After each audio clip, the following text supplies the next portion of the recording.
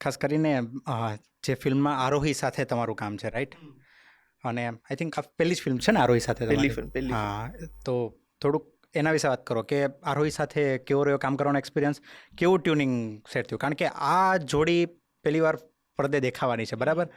અને જોડી હિટ જ થવાની છે, એટલે પછી લોકોની ડિમાન્ડ આવવાની છે. સો એકચ્યુઅલી ફર્સ્ટ આ ફિલ્મના અંદર ફર્સ્ટ બહુ બધું છે. તો અમારા જે પ્રોડ્યુસર સર છે Pavra sir, from the scratch આ એમની ફર્સ્ટ ફિલ્મ છે. Okay, right. પ્રેમભાઈ હા હા, as a director This first. is his first debut director film. Then મારી, પ્રેમભાઈ, હિલોલ સર અને જયમીનભાઈ, અમારા ચારોની આ ફર્સ્ટ સાથે ફિલ્મ છે. ઓકે, મારી અને આરોહીની આ ફર્સ્ટ ફિલ્મ છે. રાધિકા બારોટ જેમાં છે, it is her also first film, એમની ડેબ્યુ ફિલ્મ છે. Oh.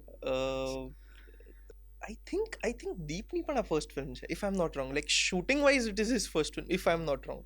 But if not then હા, કદાચ ફર્સ્ટ કે સેકન્ડ ફિલ્મ છે. તો આ ફિલ્મના અંદર ફર્સ્ટ ન્યૂનેસ બહુ વધુ છે. એટલે બધાની એનર્જી છે ને બહુ જ અલાઇન્ડ છે. બધા બહુ આમ એક્સાઇટેડ છે કે આપણી ફર્સ્ટ ફિલ્મ જેવું બહુ જ એક્સાઇટેડ છે. ઓફકોર્સ બધા પોતાની ફિલ્મને લઈને હંમેશા એક્સાઇટેડ જ હોય, પણ ઓલો હોય ને પહેલો પ્રેમ નો આનંદ કંઈક બીજો એ એવી રીતે એવી વાત છે કે આ this is that first love વાળી વાત છે કે એવરીબડી સો એક્સાઇટેડ. અને સ્પેશિયલી મેં અને આરોહીએ ફર્સ્ટ ફિલ્મ સાથે કરી.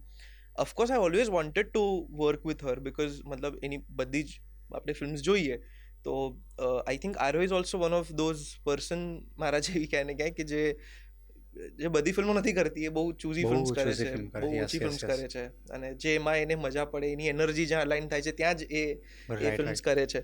તો મને પણ એ વસ્તુને લઈને બહુ એક્સાઇટમેન્ટ હતો કે હા યાર મજા આવશે, this will be a fun for her. અને એક્સાઇટમેન્ટ એકચ્યુઅલી બહુ મજા પડી અમને.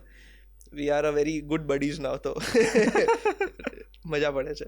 હવે પ્રમોશન્સમાં હજી મજા આવશે. હા, યસ, રાઈટ. એમાં સાથે જશો પ્રમોશનમાં સાથે, અને ધમાલ મચાવવાના છીએ એટલે